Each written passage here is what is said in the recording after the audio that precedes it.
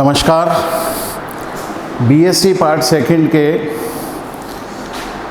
सभी विद्यार्थियों का रसायन विज्ञान की इस ऑनलाइन कक्षा में हार्दिक अभिनंदन करता हूं। मैं सुनील शर्मा। और साथियों, जैसा कि आप जानते हैं, बीएससी पार्ट सेकंड के पेपर फर्स्ट रसायन विज्ञान में अकार्बनिक रसायन विज्ञान के अंतर्गत हम लोग इकाई प्रथम के संक्रमण तत्वों का रसायन शीर्षक नामक पाठ में अध्ययन कर रहे हैं, जिसकी अंतर्गत हम लोगों ने ये जाना था संक्रमण तत्वों के रसायन का विशेष गुण और उनका आवृत्तों के साथ होने वाले परिवर्तन के बारे में हम लोगों ने जाना था, जिसके अंतर्गत हमने 12 बिंदुओं पे उनको नोट किया था। पहला था परमाणुीय त्रिज्या, जिसमें संक्रमण तत्वों के परमाणु त्रिज्याओं के मान और उनके परमाणु त्रिज्याओं में होने वाले अंतर के कारणों को जाना था। और उसके पश्चात कौन कौन से कारक हैं जो परमाणु त्रिज्याओं को प्रभावित करते हैं, उसके बारे में जाना था परमाणु त्रिज्या में। फिर हमने संक्रमण तत्वों के आयनिक, दूसरा बिंदु था आयनिक त्रिज्या, जिसमें संक्रमण तत्वों के आयनिक त्रिज्याओं के बारे में जाना था। तीसरा बिंदु था संक्रमण तत्वों के घनत्व तथा आयतन, जिसमें हमने संक्रमण तत्वों के घनत्व और आयतन के मान और आवृत्त में और वर्ग में आगे बढ़ने पर परमाणु क्रमांक संख्या बढ़ने से उनमें होने वाले घनत्व और आयतनों में परिवर्तन का अध्ययन किया था।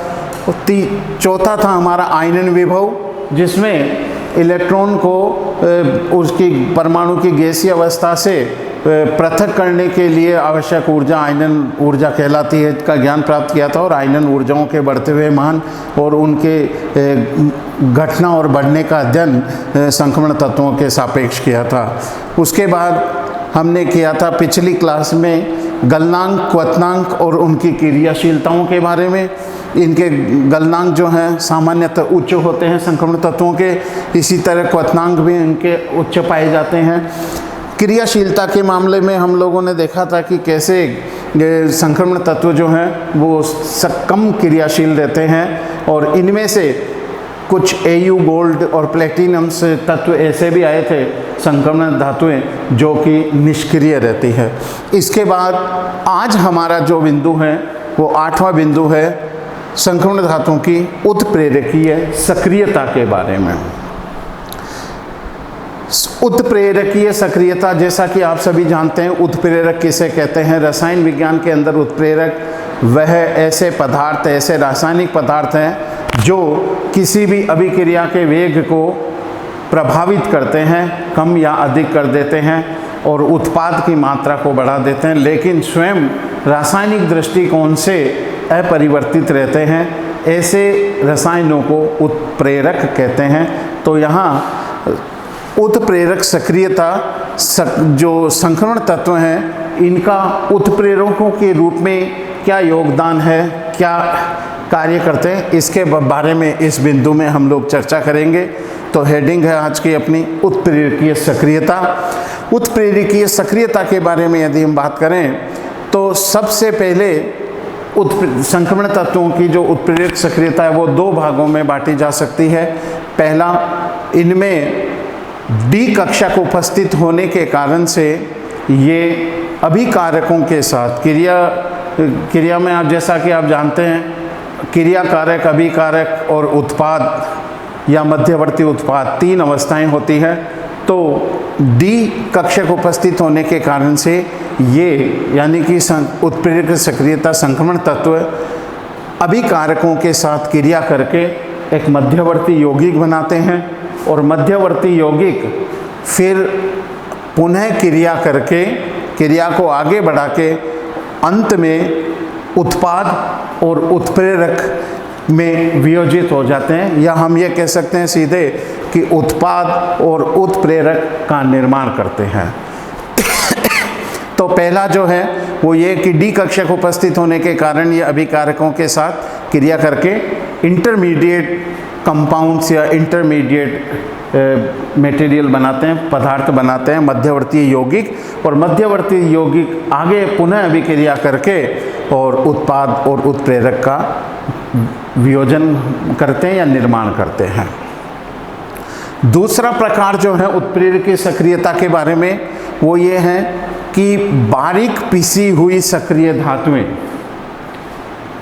बहुत फाइन जो है पाउडर, बहुत ही बारीक, जिसमें कण का आकार बहुत ही कम हो, छोटा हो, इस तरह से बारीक पिसी हुई संक्रमण धातुएं, इनका यौगिक पृष्ठ क्षेत्र जो है वह बहुत अधिक होता है। जब पृष्ठ क्षेत्र इनका बहुत अधिक होता है तो ये क्या करते हैं कि अभिकारक इनके संक्रमण धातुओं जो उत्प्रेरक सक्रिय होते हैं, धातुएं होती हैं, उन पर अधिशोषित हो जाते हैं।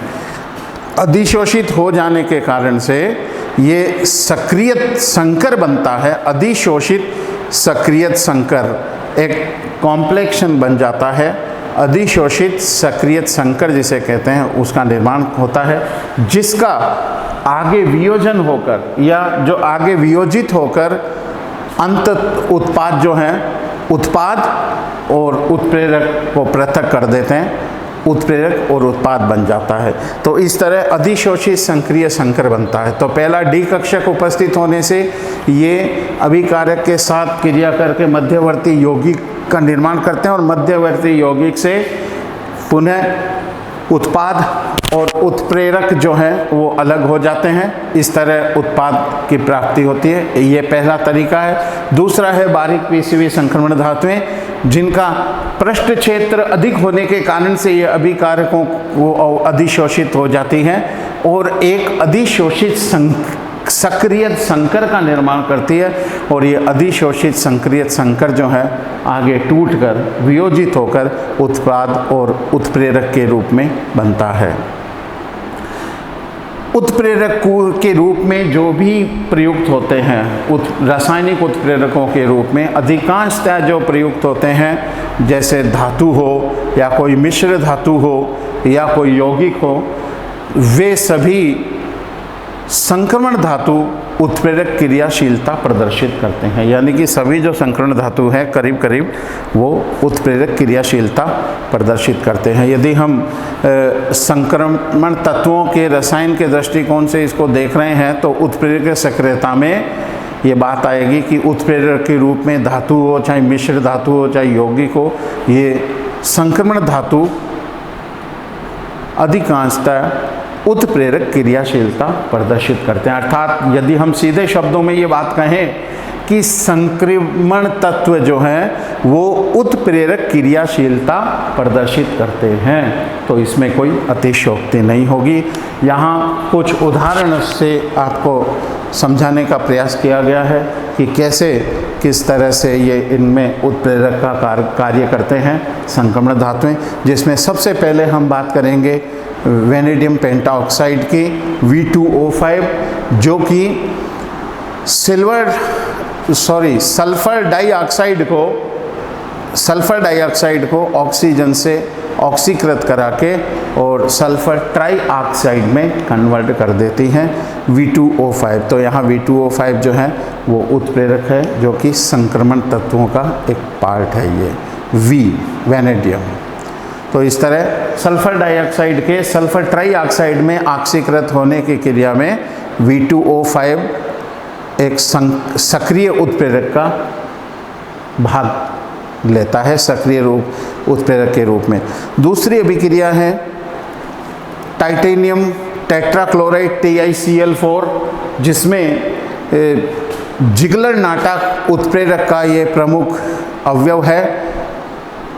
ये एथिलीन गैस को कार्बनिक यौगिकों में बहुलीकरण के रूप में इसका इस्तेमाल किया जाता है, जैसा कि आप जानते हैं, पिछली कक्षाओं में पढ़ के आए हैं।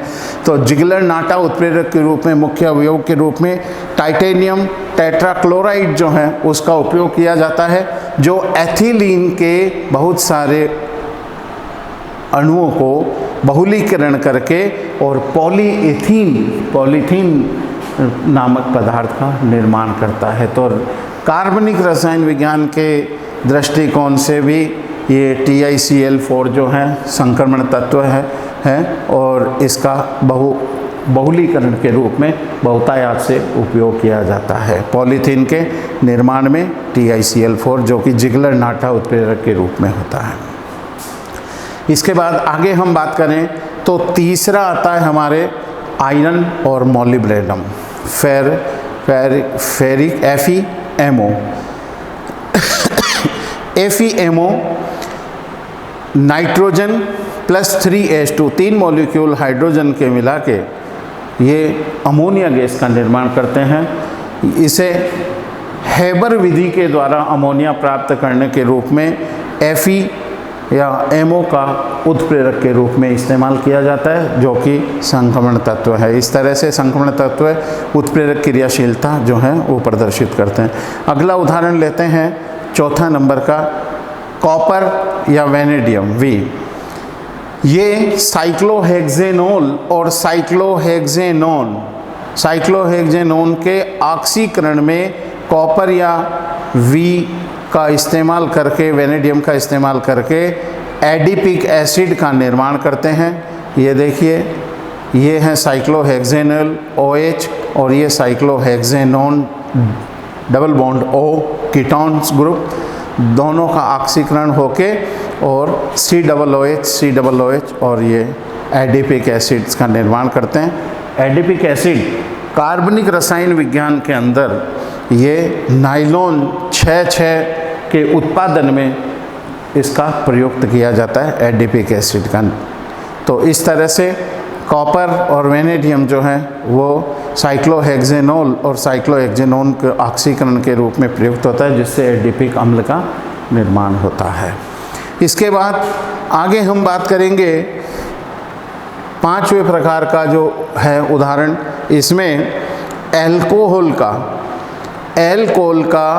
FeSO4 व H2O2 की उपस्थिति में, या जिसे दोनों का मिश्रण लेते हैं FeSO4 और H2O2 का, जिसे एक नया नाम दिया गया फेंटॉन रीएजेंट या फेंटॉन अभिकर्मक के रूप में। ये परीक्षाओं के दृष्टिकोण से पूछा जाता है। पिछली परीक्षाओं में पूछा गया है फेंटॉन अभिकर्मक क्या है, या निम्न के बारे में लिखिए टिप्पणी। तो आपको ये बताना है कि FeSO4 और H2O2 का मिश्रण होता है, जो कि एल्कोहल को एल्डिहाइड्स में के कन्वर्जन में रासायनिक अभिक्रियाओं को संपन्न करने में उत्प्रेरक का कार्य करता है। तो फेंटॉन FeSO4 और H2O2 का मिक्सचर जिसे फेंटॉन अभिकर्मक कहते हैं। RCH2OH एल्कोहल और यहाँ FeSO4 H2O2 फेंटॉन रिएजेंट्स RCHO का निर्माण करता है, जो कि एल्डिहाइड्स कहलाते हैं। इस तरह एल्कोहलों का एल्डिहाइड में कन्वर्ट करने में, एल्डिहाइड्स में बदलने के अंदर भी फेंटॉन अभिकर्मक का उत्प्रेरक के रूप में प्रयुक्त होता है, जो कि Fe संक्रमण तत्व है। हमारा अंतिम जो उदाहरण है इस अभिक्रिया का वो है रेने निकल के रूप में, आपने काफ़ी नाम सुना होगा। ये अपचयन अभिक्रिया में उत्प्रेरक का कार्य करता है, जो कि एडिपोनाइट्राइल NCCH2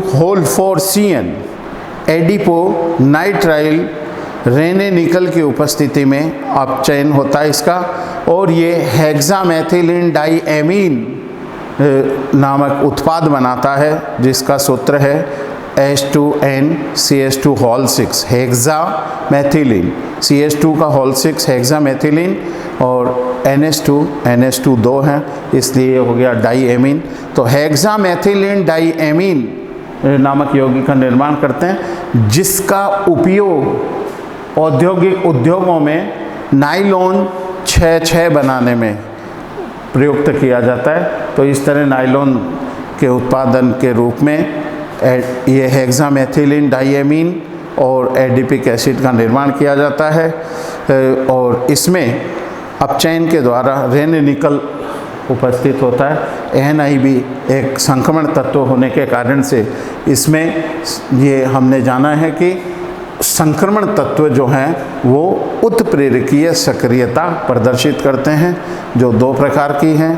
पहला डी कक्षक उपस्थित होने के कारण से ये मध्यवर्ती यौगिक निर्माण करता है, और दूसरा जो है कि बारीक पीसी हुई संक्रमण धातुएं जो है जिनका पृष्ठ क्षेत्र अधिक हो जाता है और अभिकारक को अपने आप पे अधिशोषित कर लेती है और अधिशोषित सक्रियत संकर बनाती है, जो आगे चल के वियोजित होकर उत्प्रेरक और उत्पाद के रूप में बदल जाती है। इस प्रकार से संक्रमण तत्वों के रसायन में ये पूरी जो है कैसे उत्प्रेरक के रूप में क्रिया करते हैं, ये विभिन्न उदाहरणों के द्वारा आप लोगों के समक्ष उपस्थित है।